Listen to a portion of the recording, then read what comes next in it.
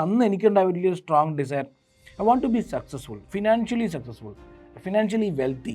അതിനെന്താണ് ഓപ്ഷൻ നോക്കിയപ്പം എനിക്കന്ന് കണ്ട ഏറ്റവും വലിയൊരു 15 വർഷത്തെ എൻ്റെ നമ്മുടെ നാട്ടിലുള്ള ഒരു എഡ്യൂക്കേഷൻ സിസ്റ്റം കഴിഞ്ഞിട്ട് സത്യം പറഞ്ഞാൽ എനിക്ക് യാതൊരു ഐഡിയ ഇല്ല. ഞാൻ എന്തിനും ബികോം പഠിച്ചു, ഞാൻ എന്തിനും പ്രീ ഡിഗ്രി പഠിച്ചു, ഞാൻ എന്തിനും 10th വരെ പഠിച്ചു എന്നതിനെക്കുറിച്ചിട്ട് എനിക്ക് സത്യം പറഞ്ഞാൽ അന്നും മനസ്സിലായിട്ടില്ല, ഇന്നും മനസ്സിലായിട്ടില്ല. നിങ്ങൾക്ക് സക്സസ് ആകണമെന്നുണ്ടെങ്കിൽ ഞാൻ എപ്പോഴും പറയും, എന്തിന് നിങ്ങൾ സക്സസ് ആണ്, why you want to become successful person. ഒരാൾ സക്സസ്ഫുൾ ആയി എന്ന് പറയുന്ന ഒരു സിറ്റുവേഷൻ ഉണ്ടല്ലോ, അതെങ്ങനെയാണ് മെഷർ ചെയ്യപ്പെടുന്നത്? ഏറ്റവും കൂടുതൽ കുട്ടികൾ കാണുന്നത് ബികോം കഴിഞ്ഞു, എനിക്കൊരു ക്ലാരിറ്റി ഇല്ല ഞാൻ ഏത് പ്രൊഫഷണൽ കോഴ്സാണ് ചെയ്യേണ്ടത്, എന്തായാലും പഠിക്കണം, കാരണം ബികോം കഴിഞ്ഞ ഉടനെ എനിക്ക് ജോലി കിട്ടാൻ ഭയങ്കര ബുദ്ധിമുട്ടാണ്, അപ്പോൾ എന്തായാലും പഠിക്കണം എന്ന് വരുന്ന സിറ്റുവേഷൻസിൽ ഞാൻ പോയി ചേരുന്ന കോഴ്സാണ് ഈ എം.കോം. അപ്പോൾ ഞാൻ ചോദിക്കാറുണ്ട്, ഈ ബികോം 36 മാസം ബികോം, വേറൊരു 24 മാസം എം.കോം, മൊത്തം 60 മാസം നിങ്ങൾ ഈ എം.കോമും ബികോമും പഠിച്ചിട്ട് ഞാൻ ചോദിക്കാറുണ്ട്, നിങ്ങൾ ശരിക്കും എത്ര മാസം പഠിച്ചു? ബികോമിന് നിങ്ങൾ 3 വർഷം, ഈ ജോബിന് ആവശ്യമുള്ള ഏത് സ്കില്ലാണ് നിങ്ങൾ ബികോമിന് പഠിക്കുന്നത്?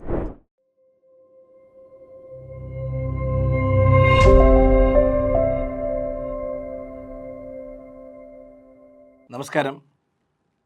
ഈ ഒരു പർട്ടിക്കുലർ വീഡിയോ ചെയ്യുന്നത് ബികോം കുട്ടികൾക്ക് വേണ്ടിയാണ്. ബികോം 3rd ഇയർ എക്സാം കഴിഞ്ഞ് ഇപ്പോൾ ചിലപ്പോൾ നിങ്ങൾ വീട്ടിലിരിക്കുന്നുണ്ടാവും. ഇനി എന്താണ് ചെയ്യേണ്ടത്, ബികോം കഴിഞ്ഞു ഇനി എന്താണ് ചെയ്യേണ്ടത് എന്ന ഒരു ചോദ്യത്തിൽ നിൽക്കുന്ന സമയത്ത് എല്ലാ കുട്ടികളും കാണേണ്ട ഒരു വീഡിയോ ആണ്. ഞാൻ സ്ട്രോങ് ആയിട്ട് റെക്കമെൻഡ് ചെയ്യും, പാരൻസും ഈ വീഡിയോ കാണണം. നിങ്ങളുടെ കുട്ടികൾ ബികോമിന് പഠിക്കുന്ന കുട്ടികളാണെങ്കിൽ ഉറപ്പായിട്ടും നിങ്ങളും ഈ വീഡിയോ ഡീറ്റെയിൽ ആയിട്ട് കാണണം. കുറച്ച് ഡീറ്റെയിൽഡ് വീഡിയോ ആണ്, ഞങ്ങൾ 1-2 ഭാഗങ്ങളായിട്ട് ഞങ്ങളത് യൂട്യൂബിൽ ഇടുന്നുണ്ട്. ഈ ഒരു വീഡിയോ ചെയ്യാനുള്ളൊരു കാരണം, ഞാൻ എൻ്റെ ഒരു കരിയറിൽ ഞാൻ കണ്ടത് പല കുട്ടികളും ഈ CA പഠിക്കുന്നു, CMA പഠിക്കുന്നു, ACCA പഠിക്കുന്നു, അതുപോലെ മൾട്ടിപ്പിൾ മറ്റുള്ള ഫിനാൻസ് റിലേറ്റഡ് ആയിട്ടുള്ള കോഴ്സുകൾ ചെയ്യുന്ന പല കുട്ടികളും അവർക്ക് ഉറപ്പില്ല ശരിക്കും ഞാൻ എന്താ ചെയ്യേണ്ടത്. അതായത് ഞാൻ CA തന്നെയാണോ ചെയ്യേണ്ടത്, CMA ആണോ ചെയ്യേണ്ടത്, എനിക്ക് ACCA സെറ്റാകുമോ, അല്ലെങ്കിൽ ഞാൻ ബികോം കഴിഞ്ഞ് എം.കോം ആണോ ചെയ്യേണ്ടത്, അല്ലെങ്കിൽ ബികോം കഴിഞ്ഞ് ഞാൻ ജോലിക്കാണോ പോകേണ്ടത്? ഇതുപോലെ ഒരുപാട് കൺഫ്യൂഷനുള്ള ഒരു സ്റ്റേജിലാണ് ഈ ബികോം 3rd ഇയർ എക്സാം കഴിഞ്ഞിട്ടുള്ള കുട്ടികളുടെ അവസ്ഥ, എസ്പെഷ്യലി ഈവൻ പാരൻസ്. കാരണം ഒരു ബികോം 3rd ഇയർ ഒക്കെ കഴിയുമ്പം 20-21 വയസ്സിൽ നിൽക്കുന്ന ഒരു കുട്ടിയുടെ മൈൻഡ് സെറ്റ് ഒരിക്കലും തന്നെ കരിയർ, ജോബ്, അല്ലെങ്കിൽ ആ ജോബിൽ എനിക്കെന്ത് ചെയ്യാൻ പറ്റും, അങ്ങനത്തെ തോട്ടൊന്നും ചിലപ്പോൾ വരണമെന്നില്ല. പാരൻസിനാണെങ്കിൽ ഏറ്റവും വലിയ കൺസേൺ, ഓക്കെ ഇനി ബികോം കഴിഞ്ഞ് ഇനി എന്താണ് ചെയ്യേണ്ടത്, അവരും ഭയങ്കര കൺഫ്യൂസ്ഡ് മൈൻഡിലായിരിക്കും. നമുക്കൊരു 27-26 വയസ്സിൽ നമ്മളെടുത്ത തീരുമാനം തെറ്റിപ്പോയി എന്ന് പറഞ്ഞു കഴിഞ്ഞാൽ പിന്നീട് നമുക്ക് ലൈഫിൽ തിരിച്ചു വന്ന് അതിനെ റെക്ടിഫൈ ചെയ്യാനുള്ള ഓപ്ഷനും ഇല്ല, അൺഫോർച്ചുനേറ്റ്ലി. ഞാനൊരു ചെറിയ ഒരു സ്റ്റോറി പറയാം. 2022 ഞാൻ ഈ കരിയർ ഗൈഡൻസിട്ട് ബന്ധപ്പെട്ട ക്ലാസ്സുകൾ എടുക്കാൻ കോളേജുകളിൽ പോയിരുന്നു. ഒരിക്കൽ കണ്ണൂർ യൂണിവേഴ്സിറ്റിക്ക് വേണ്ടിയിട്ട് ഞാനൊരു 14 കോളേജിൽ പോയിട്ട് ഈ കരിയർ ഗൈഡൻസിൻ്റെ ക്ലാസ് എടുത്തിട്ടുണ്ട്. അപ്പോൾ ആ സമയങ്ങളിലൊക്കെ ഞാൻ കണ്ടത് ഈ CMA പഠിക്കുന്ന കുട്ടികളായിക്കോട്ടെ, ACCA പഠിക്കുന്ന കുട്ടികളായിക്കോട്ടെ, ഇവരൊക്കെ 26-27 വയസ്സിൽ ഈ പറയുന്ന കോഴ്സിൽ സ്റ്റക്കാണ്. അപ്പോൾ ഞാൻ ചോദിക്കാറുണ്ട്, എന്താണ് നിങ്ങൾക്കിപ്പോൾ? അപ്പോൾ ഐഡിയലി അവരോട് ആ ഡീറ്റെയിൽ ആയിട്ട് സംസാരിക്കുമ്പോഴാണ് മനസ്സിലാകുന്നത്, അവരൊന്നും പ്രോപ്പറായിട്ട് മനസ്സിലാക്കിയിട്ടല്ല ഇതുപോലത്തെ കോഴ്സുകൾ ചെയ്തുകൊണ്ടിരിക്കുന്നത്. പല എക്സ് റീസൺ, ഞാനത് ഡീറ്റെയിൽ ആയിട്ട് പറയാം, എന്തൊക്കെ കാരണങ്ങൾ കൊണ്ടാണ് കുട്ടികൾ ഇങ്ങനത്തെ കോഴ്സുകൾ എടുക്കേണ്ടി വരുന്നതും എന്തുകൊണ്ടാണ് അവർ ചെയ്യുന്നതും. ഇനി ഈ ഒരു വീഡിയോ എന്ന് പറയുന്നത് നമ്മൾ കൂടുതൽ ഡീറ്റെയിൽ ഡിസ്കസ് ചെയ്യുന്നത് ബികോം കഴിഞ്ഞു ഇനി എന്ത്, മുന്നോട്ട് പോകുന്ന സമയത്ത് എനിക്ക് എന്തൊക്കെ ഓപ്ഷൻസ് ഉണ്ട്, ആ ഓപ്ഷൻസിലുള്ള ഏതൊക്കെയാണ് എനിക്കുള്ള ഓപ്പർച്യൂണിറ്റീസ്, ആ ഓപ്പർച്യൂണിറ്റീസ് ഏതൊക്കെ ടൈപ്പ് ജോലികൾ അവൈലബിൾ ആണ് മാർക്കറ്റിൽ, പിന്നീട് അതുമായിട്ട് ബന്ധപ്പെട്ടിട്ടുള്ള നമുക്ക് ചെയ്യേണ്ടിയിരുന്ന പല തീരുമാനങ്ങളുണ്ട്, അതിനൊക്കെയുള്ള ഒരു ചെറിയൊരു ഗൈഡൻസ് ആയിട്ടാണ്. അപ്പോൾ നമുക്ക് ടോപ്പിക്കിലേക്ക് സ്റ്റാർട്ട് ചെയ്യാം. നമുക്ക് എല്ലാവർക്കും കരിയറിൽ സക്സസ്ഫുൾ ആകണം എന്നുള്ളത് തന്നെയാണ് എല്ലാവരുടെയും താല്പര്യം. അത് ലൈഫിൽ സക്സസ് വേണ്ട എന്ന് വിചാരിക്കുന്ന ഒരു കുട്ടികളുണ്ടല്ലോ, ആരും ഉണ്ടാവില്ല. എല്ലാവർക്കും ലൈഫിൽ കരിയറിൽ സക്സസ് ഉണ്ടാകണം. അപ്പോൾ എന്താണ് ഈ സക്സസ്? ആ ഒരു സക്സസ് എന്നുള്ള മീനിങ് ഓരോരുത്തരുടെയും വേർഷൻ ഓരോരുത്തരായിരിക്കും. അതായത് ഞാൻ എപ്പോഴും ഈ ഇതുമായിട്ട് ബന്ധപ്പെട്ടിട്ട് ഞാൻ കുട്ടികളോട് നമ്മൾ സംസാരിക്കുമ്പോൾ ചോദിക്കുന്നത്, നമ്മൾ എന്തിന് സക്സസ് ആകണം? Why you want to be successful? അതിനൊരു പ്രോപ്പറായിട്ടുള്ളൊരു കാരണമാണ് ആദ്യം നമ്മൾ കണ്ടുപിടിക്കുക. എന്തിനാണ് നമ്മൾ സക്സസ്ഫുൾ ആകേണ്ടത്? അപ്പോൾ നമുക്ക് നല്ലൊരു സ്ട്രോങ് ആയിട്ടുള്ള ഒരു ഡിസയർ ഉണ്ടായിരിക്കണം, ആഗ്രഹം ഉണ്ടായിരിക്കണം.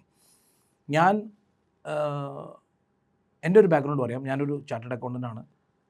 10-25 വർഷമായിട്ട് ഞാനൊരു കൺസൾട്ടിങ് ഡൊമൈനിൽ വർക്ക് ചെയ്യുന്ന ഒരു ചാർട്ടേഡ് അക്കൗണ്ടൻ്റാണ്. നാട് തലശ്ശേരിയാണ്. ഞാൻ പഠിച്ചത് പള്ളൂർ സ്കൂളിൽ, ഒരു മലയാളം മീഡിയം സ്കൂള്. ഓക്കെ, അത് കഴിഞ്ഞ് അന്നൊക്കെ +2 ഒന്നുമില്ല, അന്നൊക്കെ പ്രീ ഡിഗ്രിയാണ്. ഞാൻ പ്രീ ഡിഗ്രി പഠിക്കുന്നത് മടപ്പള്ളി കോളേജിൽ, പിന്നീട് ഡിഗ്രി പഠിക്കുന്നത് മട്ടന്നൂർ കോളേജിൽ. അപ്പോൾ അങ്ങനെ ഒരു 15 വർഷത്തെ എൻ്റെ നമ്മുടെ നാട്ടിലുള്ള ഒരു എഡ്യൂക്കേഷൻ സിസ്റ്റം കഴിഞ്ഞിട്ട് സത്യം പറഞ്ഞാൽ എനിക്ക് യാതൊരു ഐഡിയ ഇല്ല. ഞാൻ എന്തിന് BCom പഠിച്ചു, ഞാൻ എന്തിന് പ്രീ ഡിഗ്രി പഠിച്ചു, ഞാൻ എന്തിന് 10th വരെ പഠിച്ചു എന്നതിനെക്കുറിച്ചിട്ട് എനിക്ക് സത്യം പറഞ്ഞാൽ അന്നും മനസ്സിലായിട്ടില്ല, ഇന്നും മനസ്സിലായിട്ടില്ല. പക്ഷെങ്കിൽ എക്സാമിനേഷൻ പാസ്സാകാൻ ഉള്ള സ്കില്ല് എനിക്കുണ്ട്. നന്നായിട്ട് പഠിക്കുന്നതിനെക്കാട്ടും എക്സാമിന് എങ്ങനെ നന്നായിട്ട് പ്രിപ്പയർ ചെയ്യാമെന്ന കാര്യത്തിൽ അത്യാവശ്യം എനിക്ക് നല്ലൊരു സ്കില്ലുണ്ടായിരുന്നു അന്നേ. അങ്ങനെയാണ് ഞാൻ ഈ പറയുന്ന എല്ലാ ഈ 10th ആയിക്കോട്ടെ, +2 ആയിക്കോട്ടെ, BCom ആയിക്കോട്ടെ, അപ്പോഴൊക്കെ എനിക്കൊരു 60% മാർക്സ് ഞാൻ സെക്യൂർ ചെയ്യുന്നുണ്ടായിരുന്നു, ആവറേജ്. അപ്പോൾ പാരൻസിന് കിട്ടുന്ന ഫീലിംഗ് എന്താണ്? ഞാൻ നന്നായി പഠിക്കുന്ന ഒരാളാണ്, അല്ലേ? ഫസ്റ്റ് ക്ലാസ് എന്ന് പറയുമ്പോൾ എല്ലാവരും നല്ലോണം പഠിക്കുന്ന കുട്ടികൾക്കാണല്ലോ ഫസ്റ്റ് ക്ലാസ് കിട്ടുന്നത്. അപ്പോൾ അങ്ങനെ ഈ ഫസ്റ്റ് ക്ലാസ് എന്ന് കഴിഞ്ഞ് ഞാൻ പോയി നിൽക്കുമ്പോഴേ സത്യം പറഞ്ഞാൽ എനിക്കൊരു ഐഡിയ ഇല്ല ഞാനെന്താ ചെയ്യേണ്ടത്. BCom കഴിഞ്ഞ് ഇനി എന്താ ചെയ്യേണ്ടത് എന്നതിനെക്കാട്ടും വളരെ ഇമ്പോർട്ടൻറ്റ് എനിക്ക് സക്സസ്ഫുൾ ആകണം എന്നുള്ള ഒരു സ്ട്രോങ് ഡിസയർ ഉണ്ട്. കാരണം നമ്മുടെ നാട്ടിൽ ഞാനെപ്പോഴും പറയാറുണ്ട്, അതെന്തുകൊണ്ടാണ് നമ്മൾ മാത്രം കുറച്ച് പാവപ്പെട്ട ആൾക്കാരും മറ്റുള്ള 1-2 പേര് മാത്രം പൈസക്കാരും. ഇന്ന് ആ ഒരു കാലഘട്ടം മാറി. ഇന്നൊരുവിധം എല്ലാവരും തന്നെ ഫിനാൻഷ്യലി കേരളത്തിൽ ഒരുവിധം എല്ലാം മിഡിൽ ക്ലാസ്സിൽ, എബോവ് മിഡിൽ ക്ലാസ്സിലേക്ക് മാറി. അന്ന് ഞാൻ പറയുന്നത് 80s സത്യം പറഞ്ഞാൽ ഈ പറയുന്ന നമ്മൾ കാണുന്ന ഡിഫറൻസ് ഭയങ്കര ഡിഫറൻസാണ്. അതായത് 1-2 പേരുടെ വീട്ടിൽ മാത്രം TV-കളുണ്ടാവും, വേറെ ആരുടെ വീട്ടിലും TV-യോ അങ്ങനത്തെ കാറുകളോ അല്ലെങ്കിൽ ബൈക്കോ അങ്ങനത്തെ കാര്യങ്ങളൊന്നും. ഇന്ന് എല്ലാവരുടെയും ലൈഫ് സ്റ്റൈൽ മാറി. പക്ഷെ അന്ന് എനിക്കുണ്ടായ വലിയൊരു strong desire, I want to be successful, financially wealthy. അതിനെന്താണ് ഓപ്ഷൻ നോക്കിയപ്പം എനിക്കന്ന് കണ്ട ഏറ്റവും വലിയൊരു റീസണബിൾ കോസ്റ്റ് എന്ന് പറയാൻ പറ്റത്തില്ല, ചീപ്പായിട്ടുള്ളൊരു കോഴ്സ് എന്ന് പറയുന്നതും സക്സസ്ഫുൾ ആകുന്ന ഒരു കോഴ്സ് എന്ന് പറയുന്നതും ചാർട്ടേഡ് അക്കൗണ്ടൻസി കോഴ്സായിരുന്നു.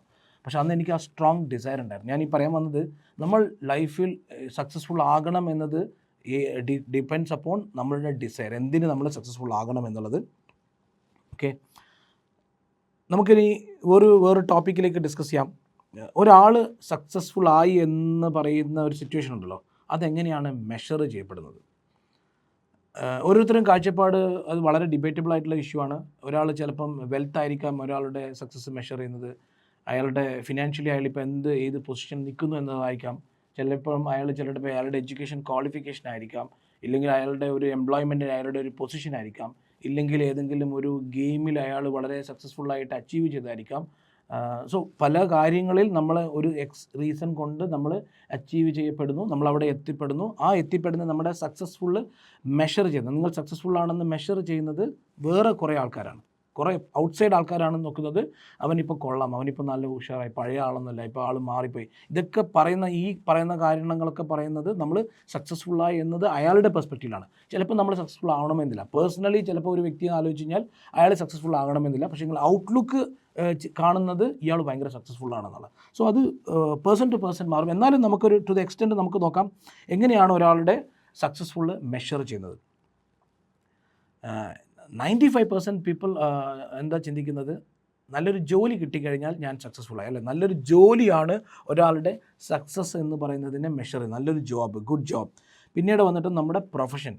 ജോബ് എന്ന് പറയുമ്പം നമ്മൾ ഒരു BCom കഴിഞ്ഞ് നല്ലൊരു ജോലിയിൽ കയറി കഴിഞ്ഞാൽ ഒരാൾ പറയും ഓക്കെ അവന് ജോലി കിട്ടി. അടുത്തെന്ന് പറയുന്നത് അവൻ നല്ലൊരു പ്രൊഫഷണലാണ്. പ്രൊഫഷണലും ജോബും തമ്മിലുള്ള ഒരു ഡിഫറൻസ് എന്ന് പറയുന്നത്, പ്രൊഫഷൻ ഈ സംവൺ വളരെ ഒരു മൊത്തം സൊസൈറ്റിയിൽ സ്പെഷ്യലായിട്ട് തന്നെ കാറ്റഗറൈസ് ചെയ്യപ്പെടുന്ന സർട്ടൻ ആൾക്കാരാണ് profession. Like engineer, doctor, architect, lawyer, chartered accountant, cost accountant.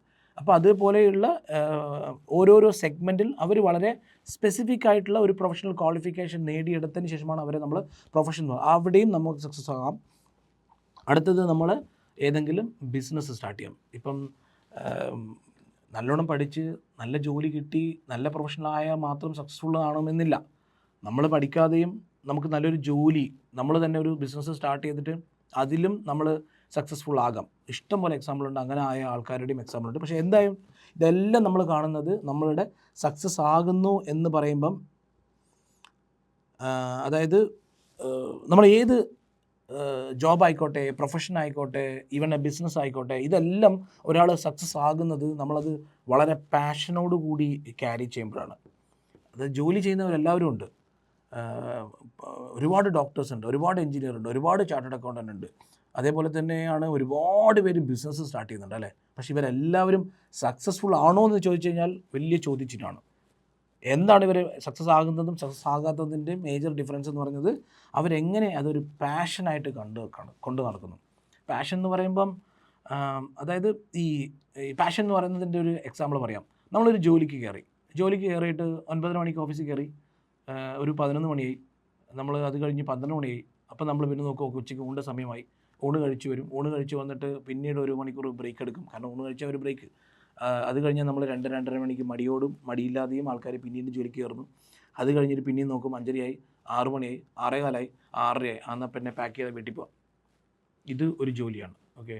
അതേ സമയത്ത് ഒരാളോട് 2-2:30 മണിക്ക് ഉച്ചയ്ക്ക് പറയുകയാണ് വന്നിട്ട്, എടാ നീ ലഞ്ച് കഴിച്ചില്ലേ എന്ന് പറയുമ്പം അയാൾ ലഞ്ച് കഴിക്കാൻ തന്നെ മറന്നുപോയി. അത് ആ ജോലിയിൽ ആൾ ഇൻവോൾവ് ആയി മാറുമ്പം ആൾക്ക് ഈ ഉച്ചയ്ക്ക് ഊണ് കഴിക്കണം എന്നുള്ള ഓർമ്മ തന്നെ ഇല്ല. ഒരു 6:45, 6:30 ആകുമ്പോഴാണ് മനസ്സിലാകുന്നത്, ഓക്കെ ഇന്നത്തെ പണി തീർന്നിട്ടില്ലല്ലോ, മൈ ഗോഡ് സമയമായി, ഇനിയും കുറച്ചും കൂടി ഉണ്ട്. സോ ബേസിക്കലി ടൈം ഒരാളുടെ ഡ്യൂട്ടിയെ മെഷർ ചെയ്യുന്നില്ല. അതാണ് ഏറ്റവും വലിയൊരു പാഷൻ എന്ന് പറയുന്നതിന് എൻ്റെ ഒരു ഡെഫിനിഷൻ.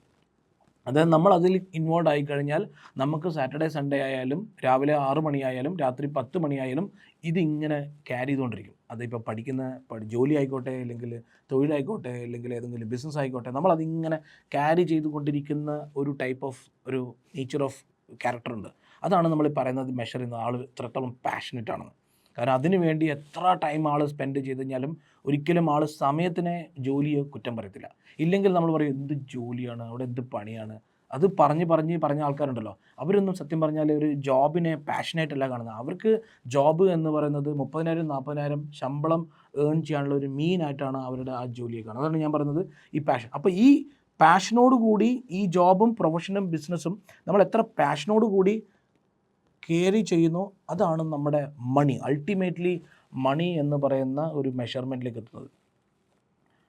നമ്മൾ രാവിലെ മുതൽ രാത്രി വരെ ഈ മൊത്തം എല്ലാവരും ചെയ്തുകൊണ്ടിരിക്കുന്നത് തന്നെ സത്യം പറഞ്ഞാൽ കാശിന് വേണ്ടിയിട്ടാണ്. കാശില്ലാത്തത് ആയിട്ട് ഒരു പരിപാടിയും എൻ്റെ അറിവിലില്ല. അതായത് നമ്മൾ എന്ത് തീരുമാനം എടുക്കും, നമുക്ക് നല്ലൊരു എഡ്യൂക്കേഷൻ വേണമോ, നമുക്ക് നല്ലൊരു ഹെൽത്ത് വേണമോ, നല്ലൊരു ഇൻഷുറൻസ് എടുക്കണമോ, നല്ലൊരു ഫുഡ് കഴിക്കണമോ, നമ്മുടെ ഹെൽത്ത് നോക്കിയിട്ട് നല്ല ഡയറ്റ് കഴിക്കണമോ, നമുക്ക് വേണമെങ്കിൽ ഒരു ക്ലൈമറ്റ് ആസ്വദിക്കാൻ വേണ്ടിയിട്ട് നമ്മളൊരു റിസോർട്ടിൽ പോയി താമസിക്കണോ, അല്ലെങ്കിൽ ഈ ഒരു ട്രാവൽ ചെയ്യണമെങ്കിൽ ഇവൻ വണ്ടി എടുത്തിട്ട് ഒരു സ്ഥലത്ത് ആ സ്ഥലത്ത് പോകണ പോലും പൈസ ഇല്ലാത്ത ഒരു പരിപാടിയില്ല, എൻ്റെ അറിവിലില്ല.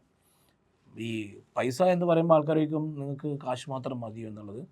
പക്ഷേങ്കിൽ പേഴ്സൺ ടു പേഴ്സൺ ഇന്ന് എല്ലാവരും രാവിലെ മുതൽ രാത്രി വരെ ഈ കഷ്ടപ്പെടുന്നതെന്ന് പറഞ്ഞാൽ ഈ സൊസൈറ്റിയിൽ ജീവിക്കുന്നതൊക്കെ എന്ന് പറഞ്ഞു കഴിഞ്ഞാൽ ഈ പൈസയ്ക്ക് വേണ്ടിയിട്ടാണ്. അപ്പോൾ മണി എന്ന് പറയുന്നത് പേഴ്സൺ ടു പേഴ്സൺ മാറും. ഇന്ന് അംബാനിക്ക് ആവശ്യമുള്ള പൈസ ആയിരിക്കില്ല ചിലപ്പോൾ യൂസഫ് അലിക്ക് ഉണ്ടാവുക, യൂസഫ് അലിക്കുള്ള ആവശ്യമായിരിക്കില്ല മോഹൻലാലിന് ഉണ്ടാവുക, മോഹൻലാലിന് ആവശ്യമുള്ളതായിരിക്കില്ല. ഓരോ സ്റ്റേജിലും ഓരോരുത്തർക്കും ആവശ്യമുള്ള മണി എന്ന് മാറിക്കൊണ്ടിരിക്കും. അത് ചിലപ്പോൾ ഒരാളുടെ റിക്വയർമെൻറ്റ് 10,000 രൂപയാവാം, ഒരാളുടെ റിക്വയർമെൻറ്റ് 50,000 ആവാം, ഒരാളുടെ റിക്വയർമെൻറ്റ് 1 ലക്ഷമാവും, ഒരാളുടെ 10 ലക്ഷമാവാം. പേഴ്സൺ ടു പേഴ്സൺ മാറിയാലും ഈ മണി എന്ന സ്വഭാവത്തിന് മാറ്റമില്ല.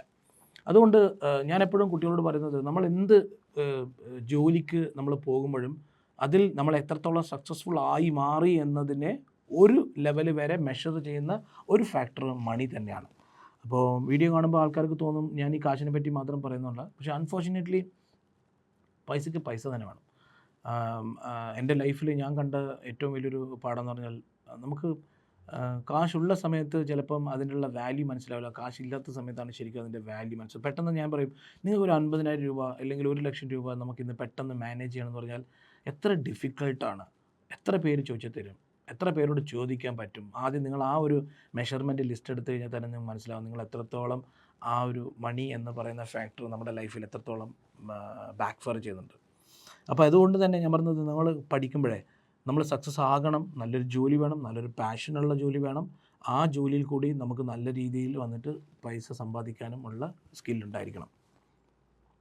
പിന്നെ ആറ്റിറ്റ്യൂഡ്, മറ്റേ സ്വഭാവം, ബിഹേവിയർ, ഓൾ ദോസ് തിങ്സ് സത്യം പറഞ്ഞാൽ ഇതുമായിട്ട് കണക്റ്റഡ് ആണ്. നമ്മൾ ആ പാഷൻ എന്ന് പറയും, ഞാനത് ഡീറ്റെയിൽ ആയിട്ടുള്ള ഫർദർ വീഡിയോസിൽ പറയുന്നുണ്ട് എന്താണ് നമ്മുടെ ആറ്റിറ്റ്യൂഡും നമ്മുടെ ബിഹേവിയറൽ സൈഡൊക്കെ. എനിവേ ഞാൻ പറയുന്നത് ഒരു വ്യക്തിയുടെ വൺ ഓഫ് എ ഫാക്ടർ എന്നാണ് പറയുന്നത്. എല്ലാം ഞാൻ പറയത്തില്ല. മണി എന്ന് പറയുന്നത്, കാരണം കാശില്ലാതെ ബാക്കിയെല്ലാം ഉണ്ടായിട്ട് കാര്യമില്ല. എല്ലാ കാര്യങ്ങൾക്കും മുമ്പ് മണി എന്നത് ഒരു റെലവൻ്റ് ആയിട്ടുള്ള ഫാക്ടർ തന്നെയാണ്. ഇനി എന്താണ് സക്സസ്? നമുക്കതിനെക്കുറിച്ച് തന്നെ നോക്കാം. എന്താണ് what you mean by success? നേരത്തെ പറഞ്ഞ മണിയായിട്ട് റിലേറ്റഡ് ആയിട്ട് പറയുന്നൊരു കാര്യമാണ്. ആൾക്കാർ ഇരിക്കുന്നത് ബികോം ആയിട്ട്. ഏത് കരിയറിനും പറ്റിയ വീഡിയോ തന്നെയാണ്. ഏത് കോഴ്സ് കഴിഞ്ഞാലും ആൾ കാണേണ്ട ഒരു വീഡിയോ തന്നെയാണ് ഈ ഒരു ഫാക്ടർ. സക്സസ് എന്ന് പറയുമ്പം what you mean by success? ശരിക്കും നമ്മുടെ കഴിവ്, അതായത് നമുക്കൊരു കാര്യം ചെയ്യണം, അത് ചെയ്യാനുള്ള നമ്മുടെ കഴിവ്, അത് നമ്മൾ വിചാരിച്ച രീതിയിൽ ചെയ്യണം, നമ്മൾ വിചാരിക്കുന്ന സമയത്ത് ചെയ്യണം, നമ്മൾ വിചാരിക്കുന്ന ആളിൽ നിന്ന് അത് വാങ്ങണം. ഇതൊക്കെയാണ് നമ്മളുടെ ഒരു സക്സസ് എന്ന് പറയുന്ന കാര്യം. ഫോർ എക്സാമ്പിൾ, എനിക്കിന്നൊരു ഫോൺ വേണം. ഫോൺ വേണമെന്ന് പറയുമ്പം എനിക്കൊരു സ്മാർട്ട് ഫോൺ വേണം, എനിക്കൊരു ഐഫോൺ വേണം, അല്ലെങ്കിൽ ഐഫോണിൻ്റെ വലിയൊരു ബ്രാൻഡ് വേണം. അതെല്ലാം നമുക്ക് വേണം എന്ന് പറയാൻ ആഗ്രഹമുണ്ടെങ്കിലും നമുക്കത് സാധിക്കാത്തത് ആണ് നമ്മുടെ എബിലിറ്റി. പിന്നെ നമുക്കിത് മതി എന്ന് പറയുമ്പം, ഇപ്പം നമുക്കൊരു for example someone want to buy a luxury brand watch, പക്ഷെങ്കിൽ ഒരാൾ പറയുന്നത് ഞാനത് താല്പര്യപ്പെടുന്നില്ല, പക്ഷേ എനിക്ക് വാങ്ങാൻ കഴിവുണ്ട്, പക്ഷേ എനിക്ക് ആവശ്യമില്ല. അതാണ് ഞാൻ പറയുന്ന സക്സസ്. എന്നെ സംബന്ധിച്ചിടത്തോളം ഞാൻ എത്രത്തോളം വെൽത്തി ആണെന്ന് പറഞ്ഞാൽ, എനിക്കൊരു കാര്യം ചെയ്യണമെന്ന് ആഗ്രഹമുണ്ടെങ്കിൽ ഞാനത് ചെയ്യാതിരിക്കുന്ന വൺ ഓഫ് ദ റീസൺ എനിക്കത് വേണ്ടാത്തതുകൊണ്ടാണ്, അല്ലാതെ എൻ്റെ കയ്യിൽ കാശില്ലാത്തതുകൊണ്ടല്ല. അതും ഒരാളുടെ വെൽത്തി ആണോ വല്ലയോ എന്ന് പറയുന്ന മെഷർ ചെയ്യുന്ന ഒരു ഫാക്ടറാണ്. അതുകൊണ്ട് നമ്മുടെ ലൈഫിനെ നമ്മൾ എങ്ങനെ ഡിസൈൻ ചെയ്യുന്നു എന്നതാണ് ഒരാളുടെ സക്സസ്.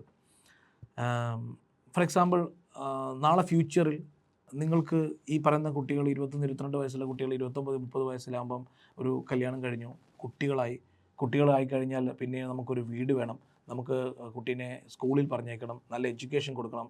അതൊക്കെയാണല്ലോ ഒരു 30, 35, 40 ഒക്കെ വരുന്ന ഒരു സിറ്റുവേഷൻ. അതൊക്കെ അവിടെ വരുന്ന സമയത്ത് അവിടെയാണ് നമ്മുടെ ഈ എബിലിറ്റി എന്ന് പറയുന്ന സാധനത്തിൻ്റെ മെഷർ ചെയ്യുന്നത്. നമുക്ക് എത്രത്തോളം കഴിവുണ്ട്. അപ്പോൾ ഈ 30 വയസ്സ് വരെ നമ്മളൊന്നും ചെയ്യാതെ ഇരുന്ന് 30-31 വയസ്സിൽ നമ്മളൊരു ജോലിക്ക് കയറി കഴിയുമ്പം അവിടെ നിന്ന് നമുക്ക് തോന്നും ഇതിനെക്കൊണ്ട് പറ്റുന്നില്ല, ഇനി ഇത് ചെയ്യാൻ പറ്റുന്നില്ല എന്ന് പറയുമ്പോൾ മെൻ്റലി യു ആർ പ്രിപ്പയർഡ്. ഇതാണ് എൻ്റെ ലൈഫ്, ഇങ്ങനെയാണ് എനിക്ക് ചെയ്യാൻ പറ്റുക, ഇതിൽ കൂടുതൽ എനിക്കൊന്നും ചെയ്യാൻ പറ്റില്ല, ഉള്ളത് വെച്ച് ഞാൻ അഡ്ജസ്റ്റ് ചെയ്ത് ജീവിച്ചു പോകുന്നു. അതാണ് ഓരോരുത്തരുടെയും എബിലിറ്റി. അപ്പം ഞാൻ പറഞ്ഞത് ഈ എബിലിറ്റി എന്ന് പറഞ്ഞല്ലോ, ആ സ്കില്ല്, ഈ എബിലിറ്റി എന്ന് പറഞ്ഞത് ഞാനിവിടെ എഴുതിയിരിക്കുന്ന എബിലിറ്റി എന്ന് പറയുന്നത് നമ്മുടെ സ്കില്ലാണ്. ആ സ്കില്ല് കിട്ടണമെങ്കിൽ നമ്മൾ ആ സ്കില്ല് കിട്ടാനുള്ള പ്രോസസ്സിൽ കൂടി പോകണം. അതാണ് സത്യം. അൺഫോർച്ചുനേറ്റ്ലി ഈ പ്രോസസ്സിൽ കൂടി പോകണമെന്ന് പറയുമ്പോഴും മിക്ക ആൾക്കാരും പ്രോസസ്സ് പോകാറില്ല. കാരണം പ്രോസസ്സ് എപ്പോഴും ഇറിറ്റേറ്റിംഗ് ആണ്. അതായത് സക്സസ് ആകണമെന്ന് എല്ലാവർക്കും ആഗ്രഹമുണ്ട്, പക്ഷെ ആ സക്സസിൻ്റെ വഴിയിൽ കൂടി യാത്ര ചെയ്യണമെന്ന് പറയുന്ന നീ രാവിലെ മുതൽ ഇത് ചെയ്യണം എന്ന് പറയുമ്പം ആ പ്രോസസ്സ് ഭയങ്കര ഇറിറ്റേറ്റിംഗ് ആണ്. കാരണം ഇതിനു മുമ്പ് നമ്മൾ ചെയ്തിട്ടില്ല. ഇതിനു മുമ്പ് ചെയ്യാത്തൊരു കാര്യം നമ്മളോട് ഒരാൾ ചെയ്യാൻ പറഞ്ഞു കഴിഞ്ഞാൽ നമുക്ക് ഭയങ്കര ബുദ്ധിമുട്ടാണ്, അല്ലേ? അതാണ് അൺഫോർച്ചുനേറ്റ്ലി ആ പ്രോസസ്സിൽ കൂടി പോയി വരുമ്പോൾ ഉള്ള നമുക്ക് കിട്ടുന്ന സ്കില്ലാണ് നമ്മുടെ നോളജ്, നമ്മുടെ എക്സ്പീരിയൻസ്. നമുക്ക് ആ എക്സ്പീരിയൻസും നോളജും സ്കില്ലൊക്കെ വെച്ചിട്ടാണ് നമ്മളുടെ എബിലിറ്റി മാറുന്നതും, എബിലിറ്റി ടു ഏൺ ഇൻകം എന്ന് മാറുന്നതും. ആ ഇൻകം വെച്ചിട്ടാണ് നമ്മളുടെ ലൈഫ് സ്റ്റൈൽ നമ്മൾ ഡിസൈൻ ചെയ്യുന്നത്. ഓക്കെ, അപ്പോൾ അതുകൊണ്ട് ഞാനെപ്പോഴും പറയുന്ന 2 കാര്യം, നിങ്ങൾക്ക് സക്സസ് ആകണമെന്നുണ്ടെങ്കിൽ ഞാനെപ്പോഴും പറയും, എന്തിന് നിങ്ങൾ സക്സസ് ആണ്, why you want to become successful person. ആ വൈ എന്നതിന് നിങ്ങൾ ഉറപ്പായിട്ടും ഒരു കാരണം കണ്ടുപിടിക്കണം. കാരണം ആ കാരണം ചിലപ്പം നിങ്ങളുടെ പാരൻസ് ആവാം, നിങ്ങളുടെ അമ്മയാവാം, നിങ്ങളുടെ അച്ഛനാവാം, ഇല്ലെങ്കിൽ നിങ്ങളുടെ അനിയനാവാം, അനിയത്തിയാവാം, ചേട്ടനാവാം, ചേച്ചിയാവാം. അപ്പം അങ്ങനെ ഏതെങ്കിലും ഒരു പർട്ടിക്കുലർ ഡിസയർ ആയിട്ടുള്ള ഒരു സ്ട്രോങ് ആയിട്ടുള്ള റീസൺ ഉണ്ടെങ്കിൽ നിങ്ങൾക്ക് മനസ്സിലാവും ഞാൻ എന്തിന് സക്സസ് ആകണം. ഓക്കെ, ഇതിന് ഒരു ഉത്തരം കിട്ടിക്കഴിഞ്ഞതിന് ശേഷം മാത്രം അടുത്ത ആലോചിക്കുന്നതാണ് എങ്ങനെ ആകാം. How can you become A successful person. That is something വന്നിട്ട് ഈ വീഡിയോ കണ്ടു കഴിഞ്ഞാൽ ഐ വിൽ ടെൽ യു വന്നിട്ട് എങ്ങനെ നിങ്ങൾക്ക് സക്സസ്ഫുൾ ആകാം. പക്ഷെ അതിനു മുമ്പ് നിങ്ങൾ ഇരുന്ന് ആലോചിക്കേണ്ട ഒരു കാര്യം, ഞാൻ എന്തിനു സക്സസ് ആകണം. ഇന്നത്തെ ഈ ജെൻസി എന്ന് പറയുന്ന പുതിയ ഒരു കുട്ടികളുണ്ടല്ലോ, പുതിയൊരു ജനറേഷൻ എന്ന് പറയപ്പെടുന്ന ഒരു കുട്ടികൾ, ആ കുട്ടികൾക്കൊന്നും സക്സസ് ആകണ്ട എന്നുള്ളതാണ് ഒരു ജനറൽ ടോക്ക്. ഞാൻ പറയില്ല കേട്ടോ, അതൊരു ജനറൽ ടോക്ക്. പക്ഷെ അതിൽ ഒരുപാട് സ്ട്രോങ് ആയിട്ടുള്ള മെൻ്റലി ഭയങ്കരമായിട്ട് സ്ട്രോങ് ആയിട്ടുള്ള ഒരുപാട് കുട്ടികളെ നമുക്ക് കാണാം. 20 വയസ്സും 19 വയസ്സിലൊക്കെ വന്നിട്ട് അത്രമാത്രം ഡിറ്റർമെൻ്റ് ആയിട്ട്, അത്രമാത്രം സ്ട്രോങ് മൈൻഡോടുകൂടി എനിക്ക് എന്തെങ്കിലും ആകണം, ഞാൻ കാരണം എനിക്ക് എൻ്റെ ഫാമിലിയെ മാറ്റാൻ പറ്റും എന്നുള്ള സ്ട്രോങ് ഡിസയറുള്ള ഇഷ്ടം പോലെ കുട്ടികൾ നമ്മൾ കാണുന്നുണ്ട്. കാരണം ഞാൻ അതിനെ പറ്റി പറയാം, എന്തുകൊണ്ട് നമ്മളത് കാണുന്നു എന്നുള്ള കുട്ടികൾ. അതുകൊണ്ട് ഞാൻ ഈ പറയുന്ന ജെൻസി എന്ന് പറയുന്ന കുട്ടികളെ അങ്ങനെ ഒരു എഴുതി തള്ളിയ ഒരു കാറ്റഗറി. എല്ലാവരും പറയും, സാർ അവരോടൊന്നും പറഞ്ഞിട്ടൊരു കാര്യമില്ല, കാരണം അവരൊക്കെ അങ്ങ് എഴുതി കളഞ്ഞ കുട്ടികൾ. അങ്ങനെയൊന്നുമില്ല. കുട്ടികൾ അന്നും ഇന്നും കുട്ടികൾ തന്നെയാണ്. ഞാൻ പഠിക്കുന്ന സമയത്തും എൻ്റെ മൈൻഡ് സെറ്റ് സത്യം പറഞ്ഞാൽ ഇന്നത്തെ ഒരു ജനറേഷൻ കുട്ടികളെക്കാട്ടും വളരെ വീക്കായിരുന്നു. നിങ്ങളും ഈ വീഡിയോ കാണുന്ന നിങ്ങൾ പാരൻസും നിങ്ങൾ ആലോചിച്ചാൽ മതി, 19-20 വയസ്സിൽ നിങ്ങളുടെ മൈൻഡ് സെറ്റ് എന്തായിരുന്നു, ഇതിലും വീക്കായിരുന്നു.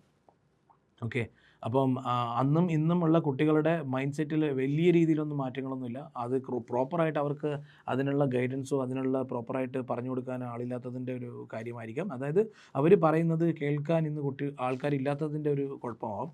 അപ്പോൾ ഞാൻ പറയാൻ വന്നത്, ഈ വൈ എന്നതിന് നിങ്ങൾ ഇരുന്നൊരു കാരണം കണ്ടുപിടിക്കണം. ഞാൻ എന്തിന് സക്സസ് ആകണം. ഓക്കെ, അതിനുള്ള കാരണം എന്ന് പറയുന്നത് ഞാൻ പറഞ്ഞത്, നിങ്ങളുടെ പാരൻസ് ഇല്ലെങ്കിൽ നിങ്ങളുടെ സിബ്ലിങ്സ്, അത് സിബ്ലിങ്സ് എന്ന് പറഞ്ഞാൽ നിങ്ങളുടെ ചേട്ടനോ അനിയനോ ആരെങ്കിലും, ഇവരൊക്കെ ആണെങ്കിലുണ്ടല്ലോ, അല്ലെങ്കിൽ നിങ്ങളുടെ സൊസൈറ്റി, അല്ലെങ്കിൽ നിങ്ങളെ നാണം കിടത്തി ഏതെങ്കിലും നിങ്ങളുടെ ഫാമിലിയിലുള്ള ഏതെങ്കിലും ഒരു മെമ്പർ, ഇതൊക്കെ ആവാം കേട്ടോ. അതൊക്കെ ഡിസയറിന് കിട്ടാനുള്ള ഏറ്റവും വലിയൊരു കാരണമാണ്. എന്നെ ഒരാൾ പറയണം, നീ ഒന്നും ഒരിക്കലും നന്നാവില്ലടാ എന്ന് പറയുമ്പം കിട്ടുന്ന ഒരു നാണക്കേടുണ്ടല്ലോ, അതായത് നമ്മളെ ഇഗ്നോർ ചെയ്തു. ചിലപ്പോൾ ടീച്ചറാവാം, അല്ലെങ്കിൽ നിങ്ങളുടെ ക്ലാസ്സിലെ വേറൊരു കുട്ടിയാവാം, അങ്ങനെ പലതും നമ്മൾ ചിലപ്പോൾ ഇഗ്നോർ ചെയ്തിട്ടുണ്ടാകും. You are actually you are a failure. അങ്ങനെ പറയുകയാണെങ്കിൽ നമ്മൾ പ്രൂവ് ചെയ്ത് കാണിക്കണം, we are not a failure. അപ്പോൾ നമ്മൾ എങ്ങനെ അവരുടെ മുന്നിലെങ്കിലും പ്രൂവ് ചെയ്യാം. അപ്പോൾ അങ്ങനത്തെ അതിനാണ് ഞാൻ പറയുന്നത് വൈ എന്നത്. മണി എന്നതിനെക്കാട്ടും ഇതാണ് ഏറ്റവും വലിയ സ്ട്രോങ് ഡിസൈർ. ഇതിൽ കൂടി പോയി എത്തുന്ന സ്ഥലമാണ് മണി. That's a different matter. പക്ഷേങ്കിൽ കാരണം നിങ്ങൾ വിചാരിച്ചാൽ മാത്രമേ നിങ്ങളുടെ പാരൻസിൻ്റെ ലൈഫ് മാറത്തുള്ളൂ. അല്ലാതെ അവരുടെ ലൈഫ് അങ്ങനെ ആയതിൻ്റെ കാരണം അവർ മാത്രമല്ല. ചിലപ്പം അവരുടെ ലൈഫ് ഇനി അടുത്തൊരു 20 വർഷം 30 വർഷം അങ്ങനെ തന്നെ ആകുന്നതിൻ്റെ വൺ ഓഫ് ദ റീസൺ നിങ്ങളും ആവാം. അതുകൊണ്ട് തന്നെ ഇതിനൊരു കാരണം കണ്ടുപിടിച്ച് കഴിഞ്ഞാൽ പിന്നീട് വരുന്ന അടുത്ത പ്രോസസ്സാണ് ഇത് എങ്ങനെ ചെയ്യണം, എങ്ങനെ ആകാം. അത് നിങ്ങൾക്ക് പ്രോപ്പറായിട്ട് കരിയർ ഗൈഡൻസിൻ്റെയൊക്കെ ബന്ധപ്പെട്ടുള്ള ക്ലാസ്സുകളും കാര്യങ്ങളൊക്കെ കേട്ട് കഴിഞ്ഞാൽ കുറച്ചും കൂടി മനസ്സിലാവും. നമ്മൾ ഒരുപാട് പേര് ഇൻസ്റ്റാഗ്രാമിലും യൂട്യൂബിലും പല വീഡിയോകൾ വന്നിട്ട് ഓരോ സമയത്ത് ഓരോ ട്രെൻഡിങ് ആയിരിക്കും അല്ലേ. ഇപ്പോൾ എമ്പുരാനാണ് യൂട്യൂബിൽ ട്രെൻഡിങ്. അതും ആൾക്കാരിരുന്ന് മണിക്കൂറുകളോളം വീഡിയോ കേട്ടുകൊണ്ടിരിക്കും. ഇപ്പം ഞാൻ റീസെൻ്റ്ലി ഒരു ഇൻസ്റ്റാഗ്രാമിൽ ഒരു വീഡിയോ ചെയ്തിരുന്നു, സിനിമ കണ്ട് നിങ്ങളുടെ ടൈം വേസ്റ്റ് ചെയ്യരുത്, നിങ്ങളുടെ സമയം തിരിച്ചു കിട്ടത്തില്ല, കാരണം നിങ്ങളുടെ EMI ആരും അടയ്ക്കില്ല. പക്ഷേ അൺഫോർച്ചുനേറ്റ്ലി ഞാൻ പറയാൻ ഉദ്ദേശിച്ച കാര്യം എന്ന് പറഞ്ഞാൽ, സിനിമ കാണരുതെന്നല്ല, സിനിമ എൻ്റർടൈൻമെൻറ്റാണ്. പക്ഷേ ലൈഫ് മുഴുവൻ എൻ്റർടൈൻമെൻറ്റ് ആവരുത്. നമ്മൾ വളരെ കഷ്ടപ്പെട്ട് ജോലി ചെയ്ത് നമ്മുടെ ഇൻകം ഏൺ ചെയ്യാനുള്ള കഴിവുണ്ടാക്കിയതിന് ശേഷം അതിൽ നിന്ന് നമ്മുടെ ലൈഫ്, നമ്മുടെ ഫാമിലി അതൊക്കെ നോക്കിയതിന് ശേഷം നമ്മൾ ടയേർഡ് ആകുന്ന സമയത്ത് നമുക്ക് വേണം ഒരു എൻ്റർടൈൻമെൻറ്റ്. അതിനുള്ള ഒരു മീഡിയമാണ് ഈ മൂവി എന്നുള്ളത്.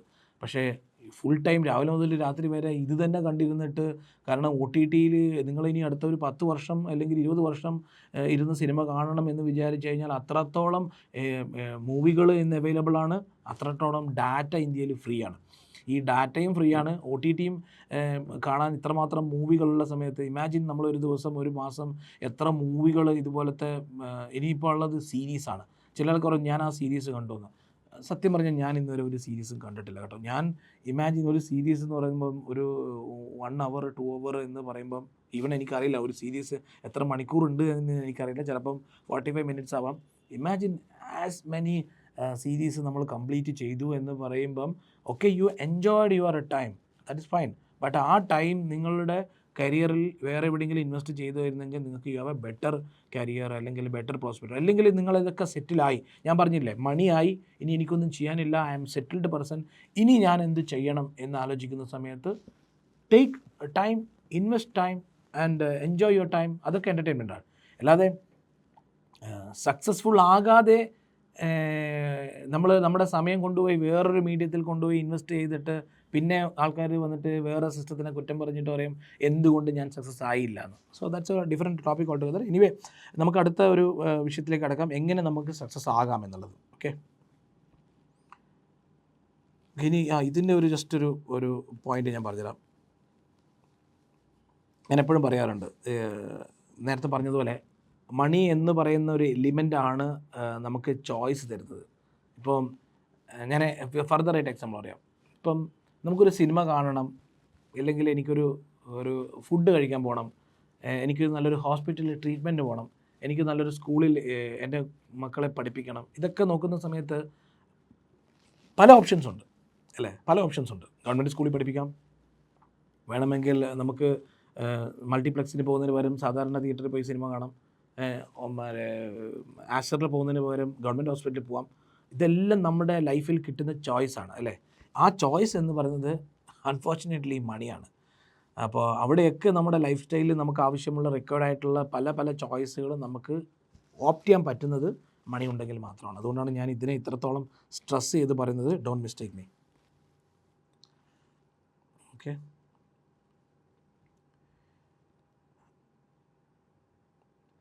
ഈ നേരത്തെ പറഞ്ഞതിൻ്റെ ബന്ധപ്പെട്ടൊരു വിഷയം കൂടി പറയാം. നമ്മൾ എന്തുകൊണ്ടാണ് ലൈഫിൽ ഫിനാൻഷ്യലി സക്സസ്ഫുൾ ആകണമെന്ന് പറയാൻ ഞാനൊരു ചെറിയൊരു എക്സാമ്പിൾ വെച്ച് പറയാം.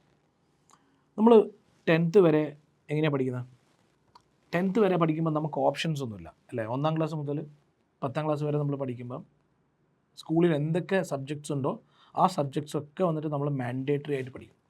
നമ്മൾ എപ്പോഴും പറയുന്നുണ്ടോ, സാറേ എനിക്ക് ഫിസിക്സ് പഠിക്കാൻ താല്പര്യമില്ല, മാത്സ് പഠിക്കാൻ താല്പര്യമില്ല, എനിക്ക് ഈ 10th എനിക്ക് സോഷ്യൽ സ്റ്റഡീസ് എനിക്ക് തീരെ മനസ്സിലാകുന്നില്ല, അതുകൊണ്ട് പഠിക്കും. സോ നമ്മൾ ആ 10th വരെ പഠിക്കുന്നത് ഓപ്ഷൻസ് ഇല്ലാതെയാണ്. അതുകൊണ്ടാണ് നോക്കുന്നത്, നിങ്ങൾ 10th വരെ കുട്ടികളെല്ലാം ഭയങ്കര സ്റ്റുഡീസ് ആയിരിക്കും, ഭയങ്കര സീരിയസ് ആയിരിക്കും. കാരണം അവർക്ക് ഓപ്ഷനില്ല. 10ാം ക്ലാസ് വരെ പഠിച്ചുകൊണ്ടിരിക്കുന്ന സംഭവത്തിൽ നമുക്ക് ഓപ്ഷൻ ഇല്ലാതെ നമ്മൾ ഒരുപാട് സത്യം പറഞ്ഞാൽ നല്ല എഫേർട്ട് ഇട്ടിട്ട് പഠിക്കുന്നുണ്ടാകും കുട്ടികൾ ഈ 10th വരെ. ഈ 10th കഴിഞ്ഞ് നമ്മൾ പിന്നീട് പോകുന്നത് നമ്മൾ ഓപ്ഷനോട് കൂടിയാണ്. അതായത് സയൻസ് ഉണ്ട്, മാത്സ് ഉണ്ട്, ഹ്യൂമാനിറ്റീസ് ഉണ്ട്, കോമേഴ്സ് ഉണ്ട്, നമ്മൾ ഓപ്റ്റ് ചെയ്യുന്നു.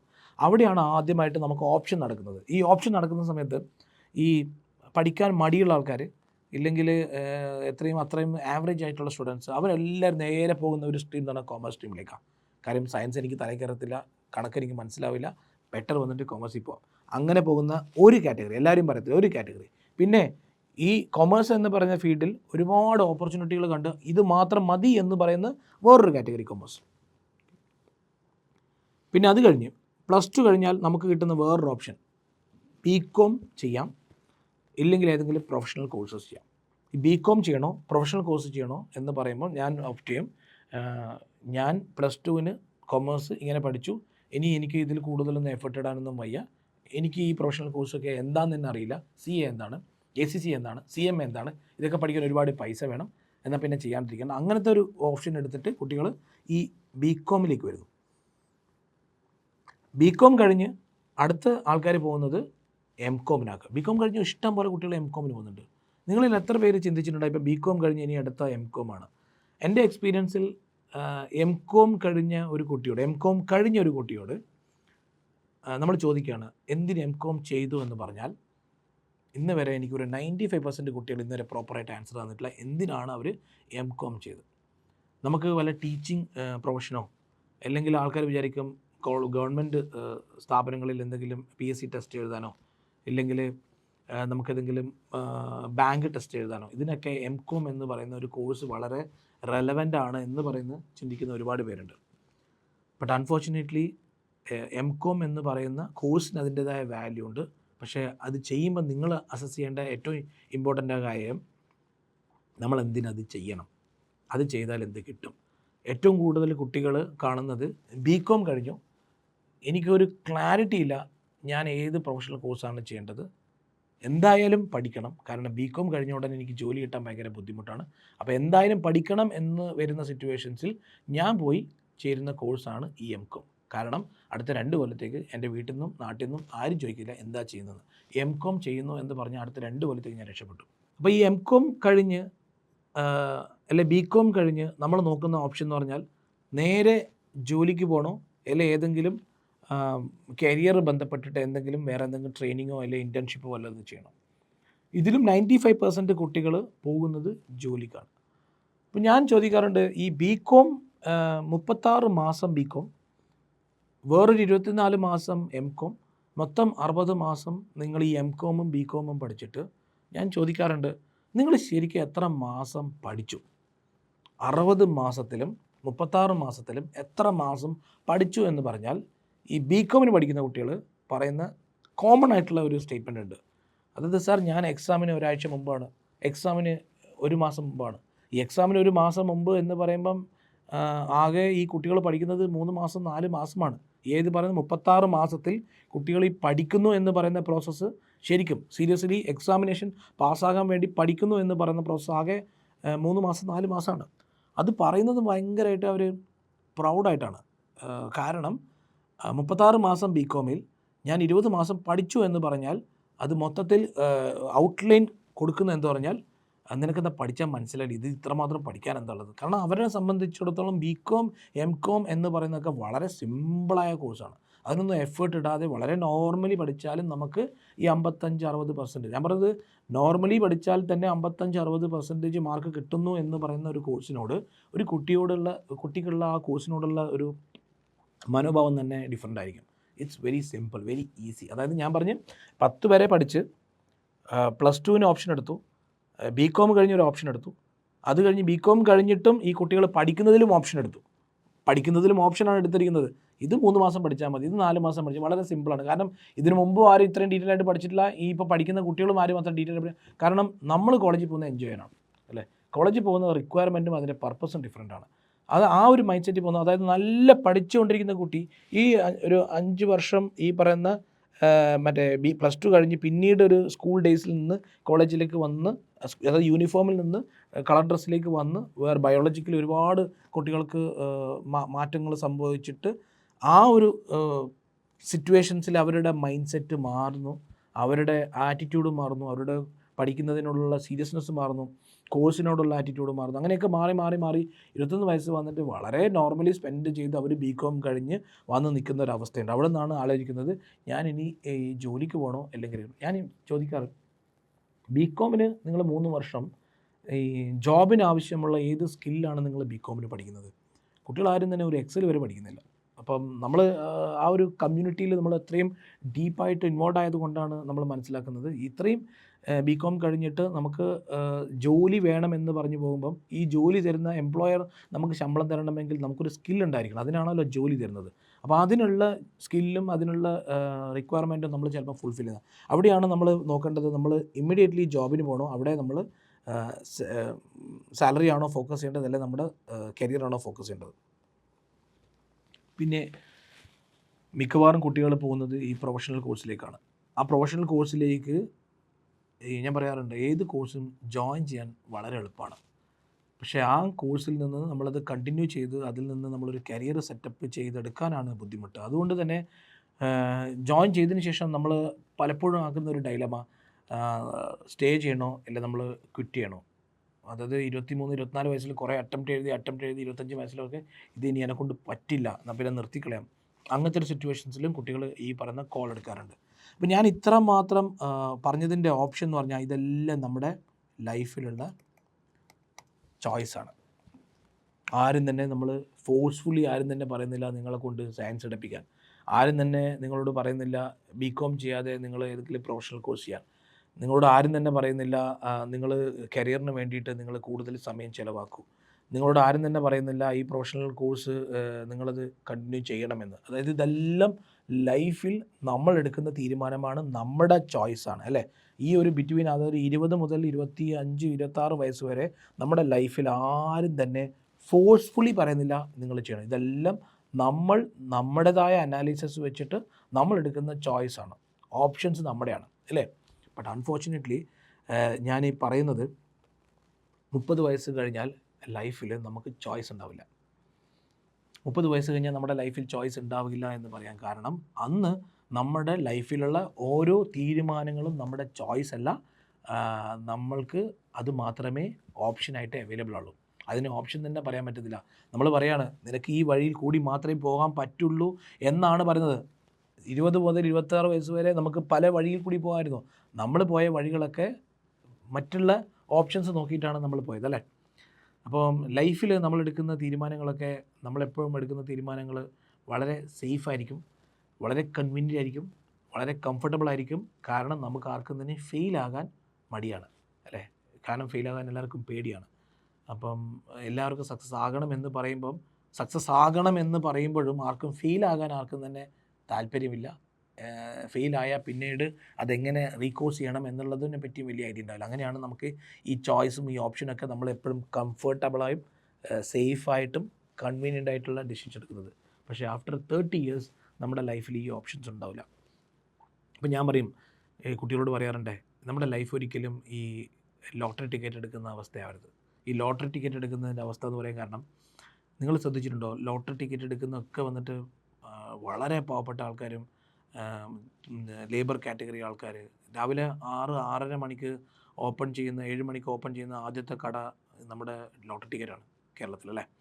അപ്പോൾ ലോട്ടറി ഷോപ്പൊക്കെ വന്നിട്ട് രാവിലെ 6-7 മണിക്ക് ഓപ്പൺ ചെയ്യുന്നതൊക്കെ വന്നിട്ട് ഈ പറയുന്ന ലേബർ പണിക്ക് പോകുന്ന ആൾക്കാരാണ് ഈ ടിക്കറ്റ് വാങ്ങിക്കൊണ്ടുവന്നത്. എന്തുകൊണ്ടാണെന്ന് അറിയോ? നിങ്ങളെപ്പോഴും കണ്ടിട്ടുണ്ടോ ആരെങ്കിലും കാറ് നിർത്തിയിട്ട് അല്ലെങ്കിൽ റിച്ച് ആയിട്ടുള്ള ഒരാൾ ലോട്ടറി ടിക്കറ്റ് എടുക്കുന്നത്? Unfortunately after 30-40 years down the line അവർക്ക് മനസ്സിലാവുന്നത്, ഇനി ലൈഫിൽ കഷ്ടപ്പെട്ട് ജോലി ചെയ്തിട്ട് ഒരിക്കലും നമ്മൾ സക്സസ്ഫുൾ ആവില്ല. എനിക്കാവശ്യമുള്ള റിക്വയർമെൻറ്റ് എനിക്കൊരിക്കലും ഫുൾഫിൽ ചെയ്യാൻ പറ്റില്ല. വല്ല ലോട്ടറി അടിച്ചാൽ, വല്ല ലക്ക് ഉണ്ടെങ്കിൽ മാത്രമേ ഇനി നമ്മുടെ ലൈഫ് സെറ്റിൽ ആകത്തുള്ളൂ. അതുകൊണ്ടാണ് അവരുടെ ഹോപ്പാണ് ലോട്ടറി. അങ്ങനെ ലക്ഷത്തിൽ ഓരോരുത്തർക്കും അതിൻ്റെ ഭാഗ്യം കിട്ടുമ്പോഴാണ് അവർ ചിലപ്പം സക്സസ് ആകാം എന്നുള്ള ഹോപ്പിലാണ് ഈ ലോട്ടറി എടുക്കുന്നത്. ബട്ട് അൺഫോർച്ചുനേറ്റ്ലി ഞാൻ നിങ്ങൾക്ക് പറയാൻ പറ്റുന്നൊരു മെസ്സേജ് എന്ന് പറഞ്ഞാൽ, നമ്മുടെ ലൈഫ് ഒരു 30 വയസ്സ് കഴിഞ്ഞാൽ ഒരു ലോട്ടറിയിൽ ഡിപ്പെൻഡ് ആവാൻ പാടില്ല. കാരണം എല്ലാവർക്കും അടിക്കണമെന്നില്ല. നമ്മൾ സ്ട്രഗിൾ ചെയ്ത് ജീവിക്കേണ്ടി വരും. അതുകൊണ്ട് എൻ്റെ ഒരു സ്ട്രോങ് റെക്കമെൻഡേഷൻസ്, ഈ പറയുന്ന ലൈഫ് സിറ്റുവേഷൻസിലൊക്കെ വന്നിട്ട് you take A decision in such a way നമ്മുടെ ലൈഫ് നമുക്ക് ഡിസൈൻ ചെയ്യാൻ പറ്റും. അവിടെയാണ് ഞാൻ പറഞ്ഞത്, സക്സസ് മെഷർ ചെയ്യുന്നത് നമ്മുടെ എബിലിറ്റിയാണ്, നമ്മുടെ കഴിവാണ്. ഞാൻ പറഞ്ഞില്ലേ, 10 വർഷം ഒരു ഗവൺമെൻറ് സ്കൂളിൽ, മലയാളം മീഡിയം സ്കൂളിൽ പഠിച്ച് വന്ന് 5 വർഷം കോളേജിൽ, സാധാരണ ഗവൺമെൻറ് കോളേജിൽ പഠിച്ച് വന്ന് 20-21 വയസ്സിൽ എനിക്കുള്ള നോളജും എനിക്കുള്ള സ്കില്ലും എനിക്കുള്ള എക്സ്പീരിയൻസ് എന്താണെന്ന് എനിക്ക് നന്നായിട്ടറിയാം. എന്നെ അറിയുന്ന എല്ലാവർക്കും അറിയാം ഞാൻ എന്തായിരുന്നു ഒരു 99-ൽ, 1999-ൽ. അന്ന് ഈ 2025-ൽ വന്ന് നിൽക്കുമ്പോൾ നമ്മളെ എത്രത്തോളം മാറി എന്ന് പറയുന്ന സിറ്റുവേഷൻ ഉണ്ടല്ലോ. അപ്പോൾ ഞാനും പറയും, എന്നെക്കൊണ്ട് പറ്റുമെങ്കിൽ എല്ലാവരും കൊണ്ടും പറ്റും.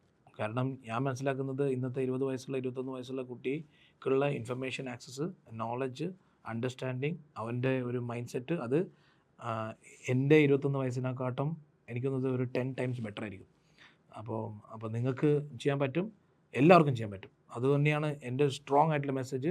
BCom കഴിഞ്ഞ് അടുത്തത് എന്ത് എന്നതിൻ്റെ ഒരു ബേസ് ആയിട്ടാണ് നമ്മൾ ഈ വീഡിയോ ഡീറ്റെയിൽ ആയിട്ട് ചെയ്തത്.